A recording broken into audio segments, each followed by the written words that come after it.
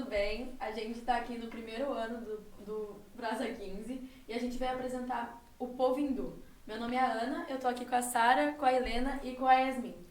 Bom, eu primeiro vou começar a falar um pouquinho de como ele foi fundado. A mitologia hindu, ela foi fundada nos Vedas, os Vedas são os livros sagrados dos hindus. Eu vou falar sobre os costumes. Eles praticavam cantoria, principalmente mantras, meditações e recitação de textos religiosos. E variam de região, mas a maior parte realiza menos de um ritual por dia. E eles também praticam o puja, que é uma oferenda aos deuses. Praticam yoga, tantra, meditação, que eu já havia dito. E eles fazem isso como uma forma de harmonizar a energia entre o corpo e a mente. Aí sobre esse assunto da religião, acho que a Helena pode explicar melhor. Então, o hinduísmo é considerado uma filosofia de ordem religiosa, que engloba tradições culturais, valores e crenças obtidas através de diferentes povos. Passou por várias adaptações até chegar no que a gente conhece hoje. E para entender melhor, é legal a gente dividir em fases. Então, a primeira fase do hinduísmo é chamada de hinduísmo verídico, que cultuavam deuses tribais que deram origem a outros deuses. E aí, na segunda fase, partiu de adaptações de outras religiões. E aí surge o hinduísmo romântico, que cultuava a trindade composta por Brahma, que era a divindade da alma universal, Vishnu, que é a divindade preservadora, e Shiva, que é a divindade destruidora. Eu acho importante também a gente falar um pouco sobre quem são os hindus e como e quando surgiram. Eles são seguidores do hinduísmo, é claro, né? E também são a civilização mais antiga do mundo, uma das. E centralizavam o comércio no Oriente Médio com áreas estratégicas na Ásia. Eles se mantiveram por causa da economia do seu comércio interno e também estão localizados hoje no território da Índia. Quando que eles surgiram? Não há uma data exata de quando que eles surgiram, mas a gente acredita que eles surgiram a partir dos Rig Veda, né, das suas tradições védicas. É uma religião indiana, né? A terceira maior região do mundo, com mais de 1 milhão de seguidores, que representa mais ou menos 16% da população global. E também sofreu adaptações influenciadas por outras religiões, né, como o cristianismo, o islamismo.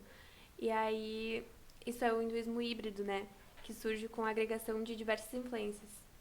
Sim, então, voltando um pouco no assunto que a Helena estava falando, ela falou da segunda divindade, né, da segunda fase. Eu vou falar um pouquinho melhor sobre os deuses, né, que é o Brahma, o Vishnu e o Shiva. Respectivamente, Brahma é da criação, Vishnu é da conservação e o Shiva é da destruição. Bom, Brahma é um deus criador de tudo e todo o universo, né? E todas as divindades individuais é por ele. Ele já se transformou em várias coisas, né? Ele já se encarnou em várias coisas. E sem nenhuma ajuda externa. Ele criou a alma humana por conta própria. Foi ele que fez tudo. O Vishnu, ele é, como eu disse, ele é da conservação, ou seja, ele é a personificação do espírito conservador de tudo. Ele protege o mundo em épocas de perigo, como guerra e outras coisas. Ele já se encarnou em 10 avatares, né? É o Matsya, que ele já se transformou em uma forma de peixe, né, para ajudar as ocasiões de dilúvio, por exemplo. O segundo, que é como tartaruga, que ele protegeu a terra quando os deuses agitavam o mar. Também tem outros 6 avatares, que todos eles têm a finalidade de proteger o bem e punir o mal. Também tem o Krishna, que é o guerreiro invencível. Tem o 10º avatar, que é o Kalki, que ele destrui os vícios e desenvolve a virtude da pureza humana. Tem o Shiva também, que é a terceira pessoa, né? Terceiro deus, né? Da trindade hindu. Ele é o mais importante dos 3 deuses. E ele dizem muito que ele é da destruição, mas as Puranas, né? Que são as escrituras sagradas moderna, né? Da religião hindu, eles citam que em vez de Shiva ser da destruição, eles são sim da regeneração. Ele Uma vez que ele exerce o poder dele, ele regenera as coisas em vez de destruir. E uma coisa legal para falar do Shiva é que ele representa o princípio masculino, enquanto o princípio feminino é representado por suas esposas. A Parvati, que é a mãe, a Durga, que é a deusa da beleza, a Kali, que é a senhora da destruição, e a Lakshmi, que é a senhora da arte e da criatividade. E também tem o Shiva e o Vishnu são os mais adorados, né? Do que o próprio Brahma, que é o deus de tudo, né? Do todo o criador de todo o universo. Porque eles acreditam que, tendo concluído a criação do universo, o Brahma, ele não tem muita atividade, né? Ele tem apenas um tempo na Índia, mas os outros dois, eles têm vários seguidores, né? Que disputam entre si para ver qual é o mais poderoso. E é bem legal essa parte. Os adoradores do Vishnu, eles têm um maior apego à vida e abstinência de alimentos de origem animal, em um culto bem mais tranquilo, né, calmo, do que os do Shiva, por exemplo. Eu acho importante falar, agora que a gente está falando um pouco de crenças, eu acho importante a gente falar um pouco sobre o rio Ganges. O rio Ganges é um dos principais rios do subcontinente indiano e um dos 20 maiores do mundo. Ele sustenta metade da população indiana, pois nutre o gado e fertiliza as terras. Mas ele sofre de uma extrema poluição, principalmente por causa dos grandes níveis de industrialização do país, os baixos níveis de saneamento básico e os diversos rituais de hinduísmo. A gente pode começar falando que o rio Ganges é um rio considerado muito sagrado por diversos indianos. Só que o que muita gente não sabe, e eu não sabia antes do podcast, é que mais de 300 corpos são cremados ao ar livre na frente das margens do rio Ganges todos os dias. Enrolados em mantas laranjas e amarelas, eles são levados até a margem do rio, onde eles são banhados e logo postos para secar, vamos dizer assim, e depois se dá início às cremações. É importante dizer que numa sociedade de castas, quanto mais nobre a família, melhor será a madeira. Eu acho que numa sociedade de castas, acho que a Yasmin consegue explicar melhor. O sistema de castas, caso vocês não saibam, é uma divisão social como se fosse uma pirâmide, que divide os hindus em 4 categorias principais. Lá em cima ficam os brahmanes, que são os criadores, professores, intelectuais. Depois vem os kshatriyas, que eram os guerreiros e governantes. Mais para baixo ficam os vaixas, que eram os fazendeiros, mercadores, comerciantes, enfim. E bem embaixo ficaram os trabalhadores. E nas castas indianas eles também acreditavam que a mudança de castas seja um desrespeito, né? Então não pode casar com uma pessoa que seja de uma casta diferente. Ah, sim. Divisão social. Sim. Bom, depois de falar disso, como eu estava falando, numa sociedade de castas, quanto mais poder a família tiver, melhor será a madeira, né? Mas ainda existe, né, que todas as pessoas, elas têm direito a essa cremação, mesmo não tendo condições. Às vezes um desconhecido ou a vizinhança arrecadam dinheiro para comprar uma madeira, nem que seja uma mais, né, humilde. Enfim, temos 5 exceções para as pessoas que não são cremadas. Mulheres grávidas, pessoas picadas por cobra, pessoas com determinadas doenças e crianças menores de 10 anos.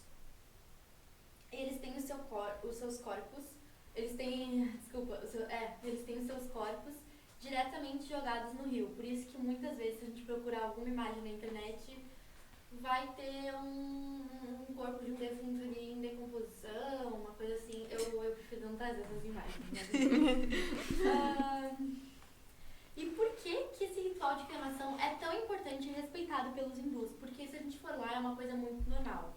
Só lembrando que as mulheres, elas não fazem parte do ritual, porque eles acreditam que as mulheres são muito sensíveis e podem trazer mais negativas e estragar com o ritual. É importante lembrar que os hindus, eles acreditam na reencarnação. Acredito que as gurias já devem ter comentado sobre isso aqui. Eu falei. Isso. E para isso é necessário fogo, né? Acredita-se que o fogo ele funciona como um purificador, ajudando o falecido a desapegar do material, ou seja, ele desprende a alma do corpo. Após todo o ritual, as cinzas elas são jogadas diretamente no rio. E caso não tenha ritual, como eu acabei de explicar, é apenas o corpo. Bom, você tem mais alguma coisa pra falar? Ou é só sobre o assunto?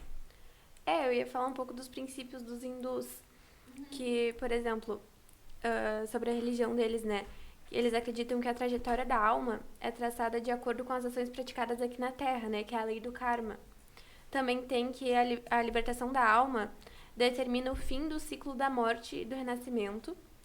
Os rituais hindus devem ser sempre feitos tendo a meditação, né? E a oferenda aos deuses. Então, esse ritual que a Sarah falou, né? Da cremação, é tudo com propósito de oferenda aos deuses. E a alimentação também, puxando o que a Ana tinha dito antes, deve ser vegetariana, porque se considera que a carne, a utilização da carne como alimentação é uma prática impura. E as preces cantadas, né, os mantras, devem ser todos dedicados aos deuses. Também tem as Om, que é o mantra mais importante, que é o que representa Deus. E eu acho que é isso, que é as principais, os princípios que eles seguem, assim. Sim. Então, vamos fechar. Eu agradeço todo mundo que tá aqui vendo a gente. Obrigado, gurias, por ajudar a gente. Deixa o like. O quê? Começa Deixa o like. Eu vou só concluir com vocês aí, meninas, que é muito boa a apresentação de vocês, mas deixar algumas curiosidades também. Que, por exemplo, tem a questão da carne bovina, né? A vaca ser um animal sagrado, por isso essa questão da impuridade, ser impuro a inserção de carne. E sobre os livros do Pancha, que é das ideias do Brahmari, das castas dos Brahmaris, nós temos um livro chamado Panchatantra. Ele é uma obra escrita no século I a.C. e ela traz desde então as origens do hinduísmo com as ideias da divisão de castas. E quando vocês comentaram da questão por exemplo, da mistura, da miscigenação entre religiões, lógico que vocês não vão ver agora, mas futuramente vocês irão aprender sobre a questão da Guerra da Caxemira. A Guerra da Caxemira é uma região no nordeste da Índia, onde divide Paquistão, islâmica, e a Índia hindu, e nós temos um conflito bem complicado em relação totalmente à questão religiosa entre Caxemira, a região da Caxemira, né, entre palestinos paquistaneses e indianos. Mas era isso, muito bom. Tá bom. Obrigada, então, gente. Deixa o like e se inscreve aqui no canal. Tchau, tchau. Tchau. Beijo. Tchau.